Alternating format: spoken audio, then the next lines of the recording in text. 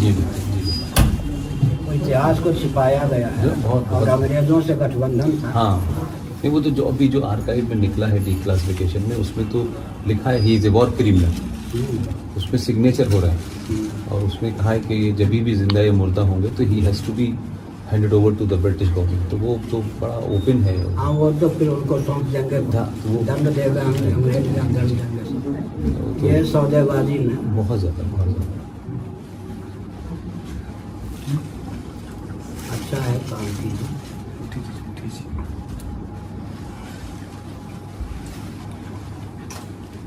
वो आज़ाद हिंद फौज बनाया है, जी, जी। महिला भी होते चल बसंत। जी जी जी जी। अभी भी उनके साथ में जो 5 लोग थे ना, अब 100 से ऊपर की उम्र हो गई है उनकी। हाँ बिल्कुल। तो 4-5 हैं अभी। तो पिछले बार जब हुआ था तो हम लोगों ने मिल करके, असल में वो विदेश से जो आए तो भारत में सहिष्णुता उतनी नहीं हो पाई कि उनको यहीं के नागरिक के रूप में अपना लो। सारी सामग्री उन्होंने सोचा कि भारत में स्वस्थ क्रांति नहीं हो सकती अंग्रेजों की दास्ता के कारण, इसलिए उन्होंने बाहर अपनी आज़ाद हिंद फौज आदि की रचना की। और भारत में जैसे ऊपर पैराडाइज क्या किससे उतरते हैं, पैराशूट से उतर जाते, वैसे उतरे। तो अंग्रेजों ने सहिष्णुता उत्पन्न नहीं होने, अंग्रेजों ने तो यहाँ तक कि जगदीश चंद्र बोस को दबाया। अगर वो बहन निवेदिता थी तो अंग्रेज विवेकानंद की शिष्या, वही जगदीश चंद्र बोस को साथ देती थी। तो आयु में जगदीश चंद्र बोस से 10 साल छोटी थी। जगदीश चंद्र बोस उसको माता कहकर पत्र लिखते थे। अंग्रेज तो ये भी नहीं चाहते थे जगदीश चंद्र बोस जो है वैज्ञानिक रूप में ख्याति प्राप्त करें। तो वो अंग्रेजों से गठबंधन सत्तालोलुपता के कारण जो हुआ, सुभाष जी को मूल रूप में चमकने नहीं दिया। उसमें जो भारत में आईएनए की फोर्स रही, तो वहाँ तो लॉ पास किया हमारे यहाँ कि जो आईएनए के जितने भी सोल्जर्स होंगे हम उनको आर्मी में नहीं लेंगे, ये लिखित हो गया। लेकिन पाकिस्तान में इसका दूसरा असर हुआ, क्योंकि 12 साल मैंने वहाँ काम किया। पाकिस्तान में जितने भी आईएनए के सोल्जर्स थे उनको मेन लाइन आर्मी में जगह दी गई। हमारे यहाँ तो आज भी जो बचे हुए 4-5 हैं, उसको भी जब हम लोगों ने कहा कि राजपथ पे कम से कम उनका एक ख्वाहिश पूरी हो जाए, तो उसमें भी ब्यूरोक्रेसी ने इतना प्रॉब्लम क्रिएट किया। और आर्मी का बड़ा रिजल्टमेंट था इस पे कि ये तो मतलब जो है हम विद्रोहियों को मतलब हम एक तरीके से उनको सम्मानित कर रहे हैं। तो वो आज भी हमारे यहाँ फौज में वही एटीट्यूड है। तो ये जो कल परसों घोषणा हुई है, ये तो प्रधानमंत्री ने जरा ज्यादा सख्ती के साथ कर दी है ना। क्या कई सारी कहने की जब उनका जो जन्मदिन होगा वो अब देश में पराक्रम दिवस के रूप में हर साल मनाया जाएगा। अनुकूल है या प्रतिकूल? अनुकूल है। अब जहाँ से चले हैं वहां से तो बहुत कुछ है, मतलब हम ये तो नहीं कह सकते कि सब कुछ है। लेकिन अब जैसे वो जाएंगे अक्टूबर में, पहली बार भी वो 21 अक्टूबर को गए। पहली बार देश में हुआ कि प्रधानमंत्री लाल किले पे जाके झंडा फहराया 21 अक्टूबर को। 21 अक्टूबर 1943 में उन्होंने भारत की आजादी की घोषणा की थी। 15 अगस्त 21 अक्टूबर को 21 नहीं, सुभाष बाबू ने और तो राष्ट्रपति भी थे प्रकाश वो है। उसमें जो एक था कि कहते कि दुनिया के उन्होंने अपने मंत्रिमंडल बनाया, सब कुछ उसमें समझिए एक था कि 9 दुनिया के देशों ने, जिसमें सबसे पावरफुल देश था यूएसएसआर, मान्यता दी। लेकिन वो उसी कारण से जो उनका वो था, वो धीरे धीरे उसमें सब लोग मिले रहे लास्ट तक। तो कम से कम इस प्रधानमंत्री ने एक मिथ था बना हुआ कि सुभाष पे बात नहीं होगी। हमको एक प्रश्न का उत्तर दीजिए जी। बैठे हुए बहुत देर हो गए। ये तो बांटे भाई बांटो कि अभी भारत इंग्लैंड की दृष्टि में स्वतंत्र है या उसका इंग्लैंड की दास्ता स्वतंत्र भारत को कितने प्रतिशत प्राप्त है, इसका उत्तर दीजिए। इंग्लैंड के किसी डॉक्यूमेंट में, उनके संविधान में तो कहीं ये लिखा ही नहीं कि भारत को उन्होंने आजाद किया है। वही तो कह रहे हैं। ये तो आज भी हमारा संविधान भी यही कहता है। उनका भी जो प्रीएम्बल जो इंग्लैंड का, उसमें भी यही है। हमको तो ये दुनिया की किसी, मैंने तो उस पर इतनी रिसर्च की है 25 साल में, किसी डॉक्यूमेंट में नहीं लिखा कि भारत को आजादी मिली है 15 अगस्त 1947 को, कहीं लिखा ही नहीं। It's a transfer of power. और ये जो आपका संविधान है उसको आप कहिए, क्या कहते हैं कि it's a photocopy of government of India act 1935, उसकी टोटल कॉपी है। ठीक है, टोटल कॉपी है उसकी। लेकिन फिर भी बहुत चीजों के बारे में तो जो बाद में भी हुआ है ना, मतलब मैं कहता हूँ चलिए जैसा भी था, लेकिन उसके बाद तो उसमें जघन्य अपराध हुए हैं उसमें कई सारी चीजें। तो तो आप देखिए 1976 में उसके प्रीएम्बल में चेंज होता है, जबकि पूरी दुनिया का ये माना जाता है कि प्रीएम्बल जो है वो अक्षुण्ण होता है, उसमें नहीं चेंज हो सकता। आप संविधान में चीजें अमेंडमेंट लाए वो करते रहे। अब आप 76 में आपने धर्मनिरपेक्षता का शब्द लिया है। एक बात सुनिए सर, इंदिरा गांधी के शासनकाल में विपक्ष के वॉकआउट करने पर, सदन त्याग करने पर भारतीय संविधान के मूल उद्देश्य में सेकुलरिज्म में सोशलिज्म डाला गया या जी जी जी, मूल उद्देश्य में मैं प्रीएम्बल वही मैंने कहा, वो प्रीएम्बल मूल धारा में नहीं वो प्रीएम्बल वो जो पहला है ना इक्वलिटी, वो से प्रीएम्बल उस प्रीएम्बल में डाला है। मैंने कहा प्रीएम्बल 14 या कितने हैं वो? प्रीएम्बल में तो जस्टिस है, इक्वलिटी है, इस तरीके से है। कितने पॉइंट है? मेरा ख्याल है 9 पॉइंट है कुल मिला 9 या 14, देख लीजिए। तो उसमें दुनिया में कहीं बदलाव नहीं होता। उसमें किया ना, उसमें दोनों डाले उन्होंने। 3 शब्द तीसरा एक अखंडता डाली, वो तो शिष्टाचार में सोशलिज्म और सेकुलरिज्म, ये इंदिरा गांधी ने मूल धारा में डाल दिए, संविधान में डाल दिए। तो विपक्ष के वॉकआउट करने पर उसमें क्लासिक ये है कि जिस कांग्रेस ने 76 में ये डाला, उसी ने 1993 के अंदर नेशनल कमीशन फॉर माइनॉरिटी बनाया, उसी ने 2006 में मिनिस्ट्री माइनॉरिटी बनाई।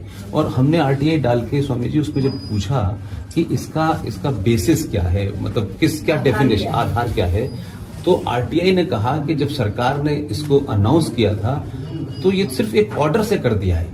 अब उसमें क्या किया है कि जो 50,000 पूरे देश में 2011 की अगर जनगणना भी ले लें, और मैं बात कर रहा हूं आपसे 93 की, 50,000 पारसी हैं देश में।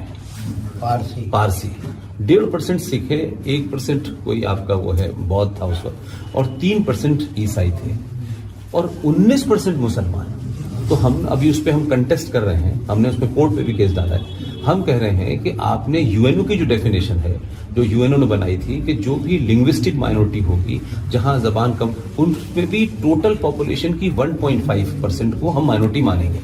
तो ना तो हमारे यहाँ वो विधान माना जा रहा है, न कोई भारत का माना जा रहा है। और आपने जो हज कमेटी ऑफ इंडिया बना हुआ है, ये बाद में पता चला कि इसको स्टेचुरी और वो पावर मिली हुई है, यानी उसके सारे पदाधिकारी पूरे देश में जो हज कमेटी के हैं उसको भारत सरकार से तनख्वाह मिलेगी। तो कुल मिलाकर के आपने 76 में सेकुलर किया, और फिर आपने 93 में आके उसको मुस्लिम एजुकेशन बोर्ड को बना दिया अलग से, आपने नेशनल कमीशन फॉर माइनॉरिटी अलग से बना दिया। और जो सबसे ज्यादा खतरनाक है, जिसपे मैं समझता हूं कि आप भी अगर शायद उसको कहेंगे तो आपके मुंह से ज्यादा उसका असर होगा, एक एक्ट था 1923 के अंदर, फिर 1956 में अमेंड किया गया। अभी हमारे आजाद भारत में 2 बार उसमें गड़बड़ हुई है, एक 1993 में हुई है नरसिम्हा राव के जमाने में, और एक हुई है 2013 में मनमोहन के को। वो है वक्फ प्रॉपर्टी एक्ट। वो तो इतना खतरनाक है कि उसमें जो प्रावधान संसद ने दे दिए गए हैं कि अगर वक्फ प्रॉपर्टी बोर्ड के लोग इस जगह को कल आके ये कहें कि ये वक्फ की प्रॉपर्टी है, तो वो आदेश देंगे, and that order has to be obey by the district magistrate, and district magistrate has to comply in this, कि वो उसको खाली कराए कि ये वक्फ बोर्ड की प्रॉपर्टी है। आपको फिर अधिकार ये है एज ए मालिक होते हुए कि आप फिर वक्फ बोर्ड की प्रॉपर्टी का जो कोर्ट है उसमें जाके अपील करें और फिर हाई कोर्ट में जाए। तो इतना भयानक है कि जो टोटल आज के डेट में भारत की धरती है, उसकी सबसे बड़ी लैंड एरिया जो है वो रेलवे के पास है, नंबर 2 डिफेंस के पास है, नंबर 3 वक्फ बोर्ड के पास है। मतलब उसमें ऐसे, मतलब सेक्शन 40 तो इतना खतरनाक है कि चुपचाप से कर दिया है, पता ही नहीं चला किसी को। मतलब मनमोहन ने तो जो 1995 का था उसको और मजबूत बनाया, यानी संसद ने अधिकार दे दिया उसको, बिल्कुल एकदम खुली छूट है। तो ऐसा है कि 35वीं धारा क्या कहती थी?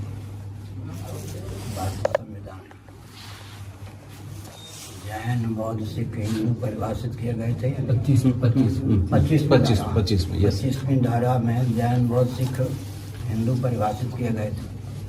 धीरे धीरे इन्होंने अपने आप को अल्पसंख्यक घोषित कर दिया टीओ में आकर।